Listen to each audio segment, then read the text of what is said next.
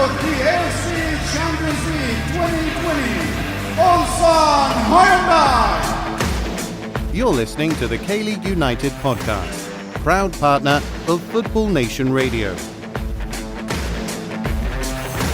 Hello, I'm Hampshire and welcome to the weekend, the bite-sized preview edition of the K-League United podcast. I'm Paul Neat, and coming up in this episode, Peter Hampshire looks ahead to the weekend's K-League 2 action, and Matthew Binns previews a bumper derby weekend in the top tier. But first, we begin with the latest news headlines. Korea will play Japan later this month. The Taeguk Warriors will meet the Samurai Blue on March 25th for a first Hanil friendly in 10 years. The AFC Champions League group stage has been postponed until June and July. Thailand will host 3 groups, the other 2 are yet to be decided. And it's derby weekend in K-League 1. Incheon United host FC Seoul for a sold-out Gyeonggi derby, and Ulsan Hyundai travel to the Steelyard to take on Pohang in the first East Coast derby of 2021, at first as a manager for Hong Myung-bo. Our top story this week, the Korean national team will face Japan on March 25th in a first friendly with the Samurai Blue since August 2011. It was announced on Thursday that an agreement had been reached with the JFA and that the Taeguk Warriors will face their old rivals at Nissan Stadium in Yokohama. Upon returning to Korea after the game, players will have to isolate for 1 week under a special deal with the Korean government. They can skip the normal 2-week quarantine period. But this poses a problem for the KFA, as under FIFA rules, teams can refuse to release their players if they are required to be quarantined for at least 5 days. One player who will not be able to line up for Korea against Japan is Son Jun-ho. Son joined Chinese Super League side Shandong Taishin over the winter, but according to a report in Footballist, citing an unnamed source, the midfielder won't be allowed to travel due to the 3-week quarantine which is required upon returning to China. The Korea-Japan friendly is instead of any of the World Cup qualifiers for March, which have been pushed back until June. The KFA announced last Tuesday, though, that it has applied to host the Group H matches as a centralised venue. The KFA says it has asked national health authorities for cooperation so that teams coming into the country can bypass the 14-day quarantine. A decision is expected from the AFC by the end of the month. K-League 1 news now. Some milestones were reached in midweek. FC Seoul's Park Ju-young played his 300th game for the club. Daegu FC's Lee Kun-ho played his 300th in K-League, while Jeju United, thanks to their win over Pohang, recorded their 100th victory in K-League 1. Meanwhile, in FC Seoul's 1-0 away loss to Songnam FC, Kang Sung-jin became the youngest player in K-League history at 17 years, 11 months and 12 days. Suwon Blue Wings winger Oh Hyun-gyu held the record previously at 18 years and 14 days. Coming up this weekend are 2 big derbies in K-League 1, a sold-out Gyeonggi derby as Incheon sell out for the second consecutive week for the visit of FC Seoul, with all available tickets sold in 15 minutes, as well as a first East Coast derby as a manager for Hong Myung-bo, not to mention Pohang's Shin Jin-ho facing the club he captained to an ACL title just 3 months ago. Taking us through the marquee match, the team and player to watch in K-League 1 Round 4 is Matthew Binns. K-League 1 enters Round 4 this weekend with a number of enticing fixtures to whet the appetite of Korean football supporters.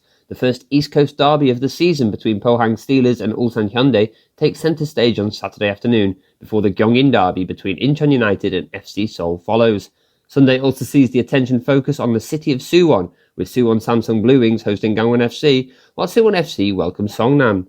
Here are the match, team and player to keep your eyes on this weekend. The match to watch is Pohang Steelers vs Ulsan Hyundai on Saturday the 13th of March at 4:30pm. The late Saturday afternoon kickoff sees the first East Coast derby of the season get underway, with Pohang Steelers welcoming fierce rivals Ulsan Hyundai to the Steelyard. Ulsan head into the match with a perfect start to the campaign, racking up 3 consecutive victories, scoring 8 and conceding just once. Hong Myung-bo's side also boasts an envious amount of depth, with the newly appointed manager having experimented with the lineup several times this year as he continues to search for his preferred 11. Pohang Steelers, on the other hand, saw their winning run halted midweek by newly promoted Jeju United. Helmed by reigning Manager of the Year Kim Gi-dong, Pohang have bolstered their side recently with the signings of striker Boris Tatski and midfielder Mario Kovacic, yet they seem unlikely to feature as Kim continues to phase them into the squad. Therefore, all eyes could fall on Shin Jin-ho. Shin made the cross between the East Coast rivalry in the winter, having played a considerable part in claiming the AFC Champions League with Ulsan last December. Now sporting the red and black hoops of the Steelers, the 32-year-old midfielder will now hope to pull the strings against his former teammates and help the hosts claim a result. The clash between this pair represents K-League's most historic derby, featuring two of the division's founding members, and it has certainly been host to some of Korean football's most dramatic moments. Last season, despite defeating them twice, Ulsan found themselves on the wrong end of a 4-0 scoreline during the title run into the Steelers, once again seeing their rivals play a significant part in denying them a league title. The Harangi will therefore be looking for revenge once more when they make the short journey to Pohang this weekend.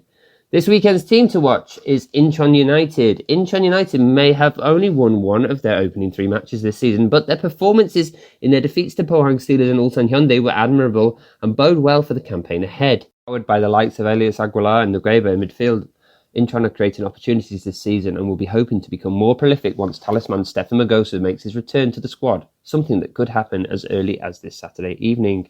Furthermore, Incheon host FC Seoul in what will be the first Gyeongin derby of the season, and the home side will be encouraged by their visitors' midweek defeat to Songnam FC, perhaps seeing it as an ample time to try and take something from the capital club. Incheon last faced their local rivals on the final day of the 2020 season, picking up a 1-0 victory to secure their survival and remain in the top flight. The player to watch this weekend is Gangwon FC's Kim Dae-won. Having made the switch from Daegu FC to Gangwon FC in the winter, Kim Dae-won has adapted to his new surroundings quickly, even if his team has been struggling for form, having yet to pick up a single point. The 24-year-old attacker has found the net on each of his team's last 2 outings, capping off a fine passing move midweek to give his side a lead against K-League champions Jeonbuk Hyundai Motors. Furthermore, Kim's movement and pressing in the last match caused problems for the Green Warriors, with him making 6 interceptions and being a constant thorn in the side of his opponents. While Gangwon travelled to face a Suwon Samsung Blue Wing side that has started with promise and yet to concede, their hosts this weekend did allow plenty of opportunities to Suwon FC midweek that could offer some strands of encouragement. Kim Dae-won may well fancy his chances of continuing his scoring streak if his side are able to carve open similar chances for him to take. Here is a rundown of all the fixtures of round 4. On Saturday the 13th of March, Daegu FC kick off things with Jeju United at 2 p.m, while Gwangju FC host Jeonbuk Hyundai Motors at the same time. Then the East Coast Derby takes place at 4:30 with Pohang Steelers hosting Ulsan Hyundai at the Steelyard, while the evening sees the Gyeongin Derby between Incheon United and FC Seoul. Sunday the 14th of March sees Suwon FC take on Songnam FC at 2, before Suwon Samsung Blue Wings are in action across town against Gangwon FC. Back to you, Paul.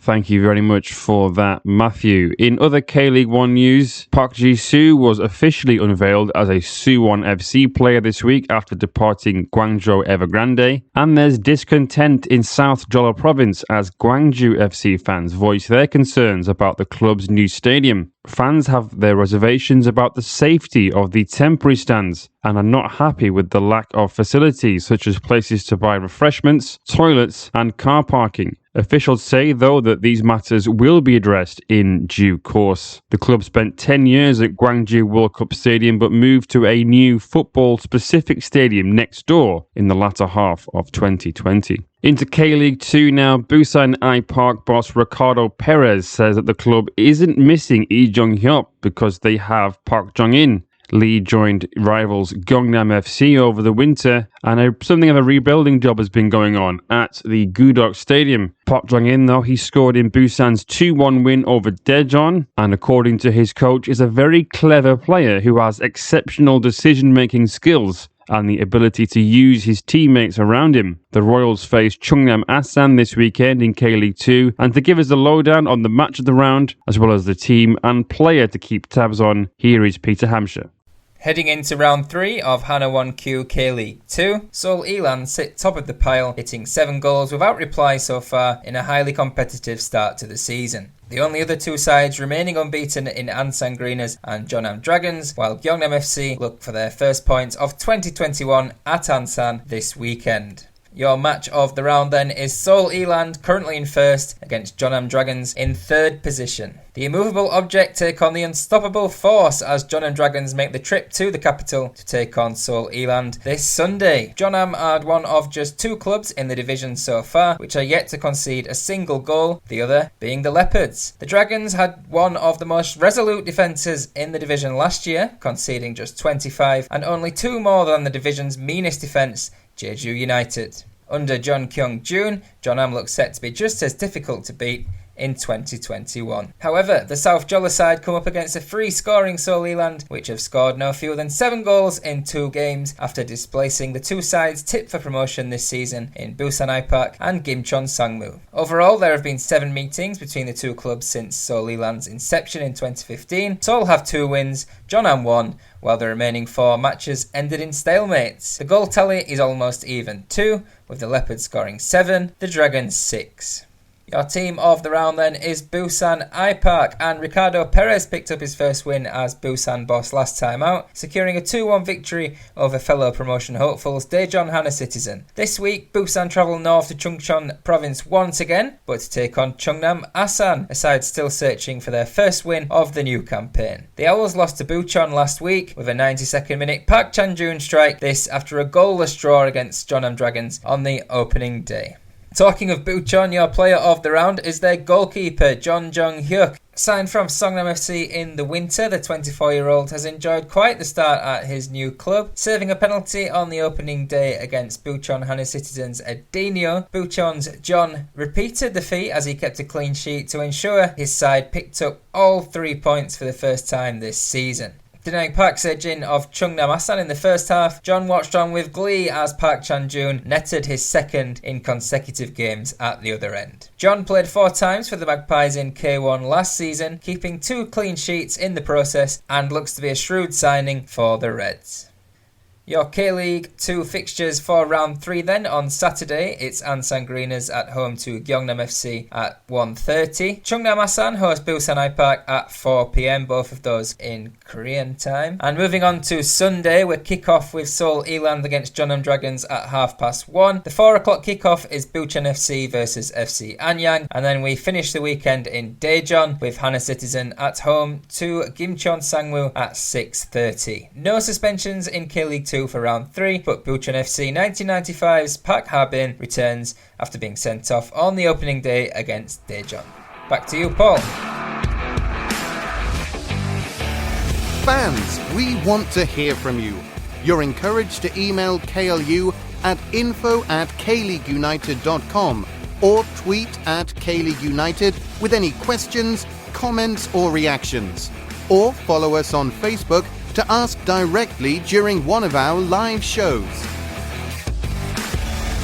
Thank you very much for that, Peter. Over in Hong Kong, Dejan Damjanovic has taken to his new surroundings like a duck to water, scoring 3 goals in as many matches for his new team Kitchee. The K-League legend scored the only goal of the game on Wednesday night as Kitchee overcame Eastern, this after bagging a brace in the 2-0 win over Sun Pegasus last week. And over to London, where Son Heung-min and Harry Kane broke the combined goals and assists record in the Premier League in Tottenham's 4-1 win over Burnley last weekend. Son and Kane combined for the 14th time this season, a record which was previously set by Chris Sutton and Alan Shearer for Blackburn Rovers in the 1995-96 season. In other Koreans overseas news, Al Sadd sealed the Qatar Stars League Championship with 4 matches still left to play. Korean internationals Nam Tae-hee and Jung Woo-young were involved in the 3-0 away win over Salal on Sunday, which clinched the title. Meanwhile, Koo Ja-chol bagged his 6th goal of the season in Al Gharafar's 3-1 away win to Al Khor. The victory was a first in 5 matches in the Qatar Stars League. Over to Japan, some more concerning news surrounding Gamba Osaka and their COVID-19 outbreak. Gamba's J1 Round 3 match with Oita Trinity, scheduled for Wednesday night, was postponed, the 3rd straight game to be cancelled for Gamba, after matches against Nagoya Grampus and Kashima Antlers were also called off. Korean internationals Kim Yong-kwon and Joo Se-jung are both on the books at Gamba, and a total of 6 people, including 5 players and 1 member of staff, tested positive for COVID-19 quarantine last week, and one extra was confirmed earlier this week. Gamba resumed training on the 7th as no new confirmed cases were found in the PCR test on the 5th. However, according to a new test conducted on Tuesday, one more player and one more member of staff tested positive. Well, that is all we have time for this week. Thank you for tuning in. We do have previews up on KLeagueUnited.com and KLeague.com. We are on social media, all at KLeague United. And to find us, the link is, as always, in the Bruno bio. Until next time, goodbye. 스코어 2대0 김남춘의 추가골. 지금 이진영 선수가